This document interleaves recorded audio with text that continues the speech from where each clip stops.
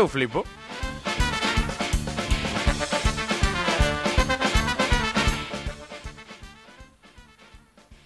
Ben, boas tardes a todos. Hoxe vou falar dun tema que me apaixona personalmente. Antes de nada, teño unha pregunta aos aquí presentes sobre tráfico, porque vou falar sobre cousas da nosa rede rodoviaria.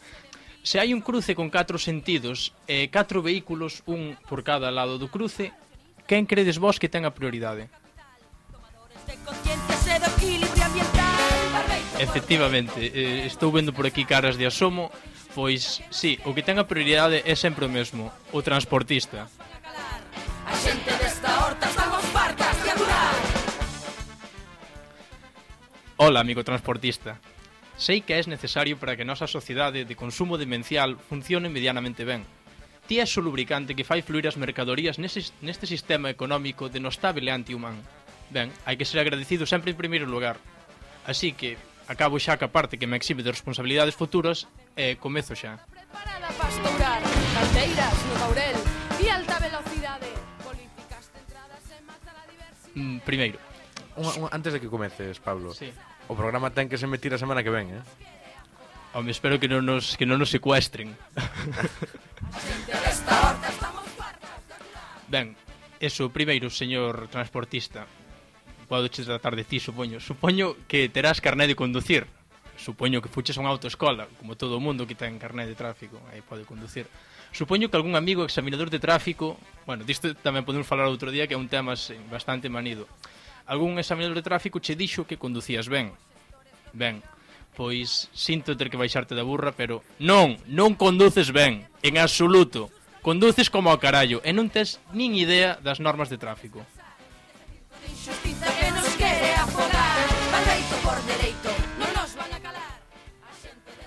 Ben, sei que estás a traballar, que tens que comer, todos temos que comer, evidentemente, temos que ter alguna maneira de ganarnos a vida.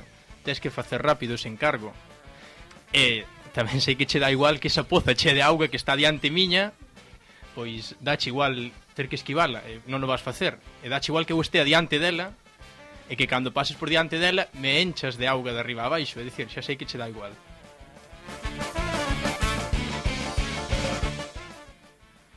Sei que só é un minuto aparcado en quíntuple fila, efectivamente, diante do paso de peóns por onde eu estou a cruzar, ou na porta da miña casa, ou en calquera cousa que cheira carril bici.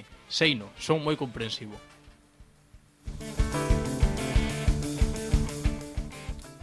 Sei que estás pendente do teu encargo, pendente de proveedores, do GPS, de chegar a túa hora. Seino.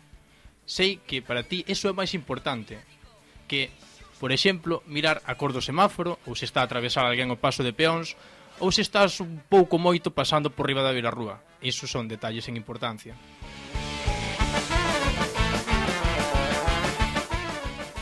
Non te preocupes, amigo. Ti podes facelo, por qué? Porque eres un transportista. Ese ser sobrehumano que está por riba do ben e do mal, e sobre todo por riba das normas de tráfico e incluso da lógica, podemos engadir. E xa sabemos, leves un camión, unha furgalla, unha scooter ou un helicóptero, temos que saber que os transportistas tedes prioridade sobre todo.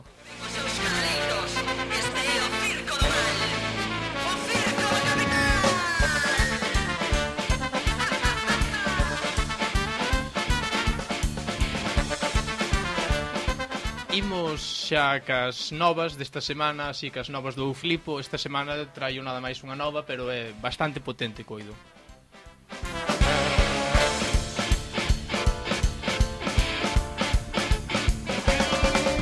Benvidas e benvidos ao gran circo mundial, o show máis esperpéntico para vos encabronar. Un hotel de Las Vegas produce un rayo mortífero. Barbeito por dereito, queremos descansar. Pois sí, non se trata dun malfeitor de pelis de serie B, senón dun hotel construído na famosa cidade das Vegas. E este hotel produce un rayo da morte, que pode sonar un pouco a peli de Austin Powers, digamos. Vou explicar un pouco en que consiste isto.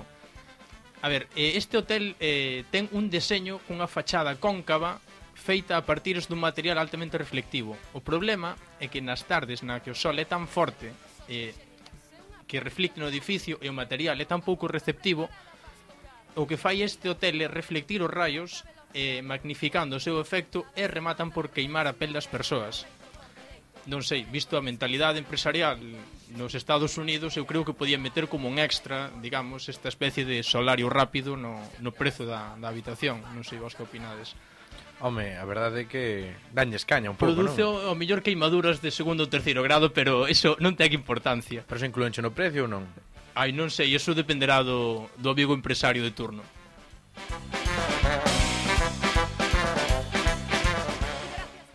Bueno, ahora imos co antigalego desta semana xa, que tivemos algún que outro candidato.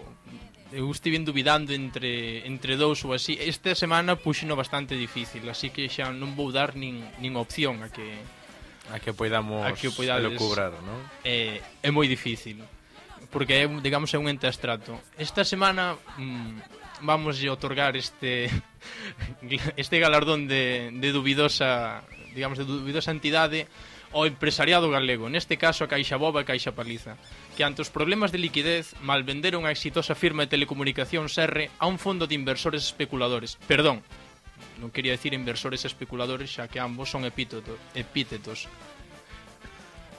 Bueno, exactamente, a firma esta é unha firma holandesa que se chama CVC, é unha firma de capital risco, que non sei exactamente que é, pero si significa, bueno, si di risco no seu nome, significa que probablemente se poida perder todo e que están aí para especular. Polo tanto, reiteramos o premio antigalego da semana ás entidades e ao empresariado galego por esta venda que, de todos modos, non favorecen nada o noso idioma e a nosa cultura. Ya estamos fartas de adorar esta merda de circo mediático, injusto, asesino e patriarcal. ¡Hostia!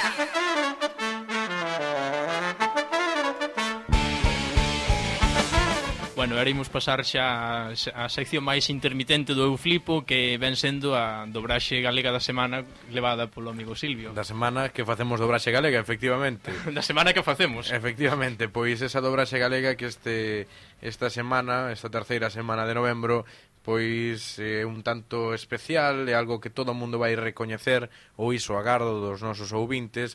O que si é certo é que especialiceime neste caso desta cousa moi fácil. As semanas pasadas sí que tiña sido algo máis complicado, pero esta semana xa non vai ser difícil adivinalo, senón hai un leitmotiv especial. Imos escoitar a primeira grabación, diremos que é, despois veremos a correlación coa segunda.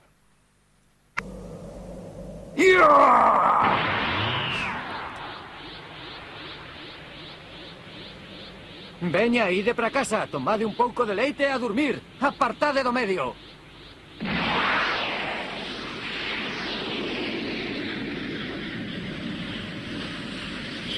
¡Hosti, listo! ¡Para que os saibas, odio o leite! Pois ben, esta era a grabación, un alegato ao leite galego. Sí, non, a ver, decídeme vos o que é, Roy, que era isto? Bueno, a ver, eu non era moito de Xabarín, pero non era desta serie, pero coido que era Bola de Dragón, non? Efectivamente. Krillin aí é indiscutible. Sí, non, é inconfundible. Bueno, o leitmotiv que queríamos centrar neste caso era concretamente Vexeta, que as súas saídas, incluso constame que en catalán tamén é un mito, Vexeta. Joan afirma que a cabeza, efectivamente. E agora imos escoitar outro anaquiño, este caso un pouquiño máis longo, pero non menos, bueno, coñero destes episodios de Vexeta. A ver, ti, muller. Muller. É que non me escoitas. Ora, a ver se me atendes. Que maleducado, vaya maneira de chamar por unha muller. Teño nome, sabías? Eu son Bulma. Que fixeches coa miña roupa? La veina, que querías co sucia que estaba? Que? Que fixeches que? Aí te roupa nova.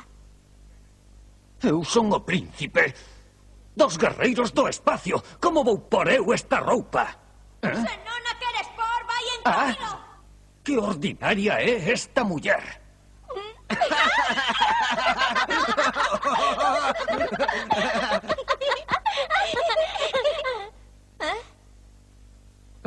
Vaya pinta.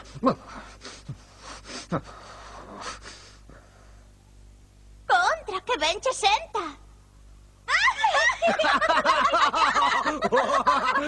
Deixade de rir que vos mato a todos, entendido? Señores e señoras. A frase deixade de rir que vos mato a todos É moi bo. é moi suxestiva, dita incluso con retranca se cadra. Moi caneda, Sí, moi sí, moi tamén Ruiz Mateos, que te pego leche, está na liña dos 90, que nos Si viron... eran menos políticamente correctos que agora, digamos. Eso parece.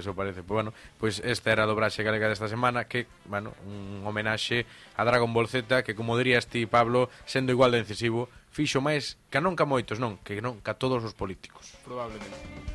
Benvidas e benvidos ao gran circo mundial. O show máis esperpéntico para vos encabronar. Ilusionistas financeiros, magos do capital, domadores de conciencias e do equilibrio ambiental.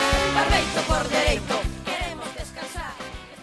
Bueno, damos por rematada esta sección do Flipo. Volveremos a semana que ven con máis e mellor, falando xa da campaña catalana, que xa estamos metidos nela. E, bueno, abandonamos isto e deixamos paso a novas argalladas musicais. Sí, é unha aperta tamén para os transportistas murcianos, unha aperta dentro do Barcelona Atlántica.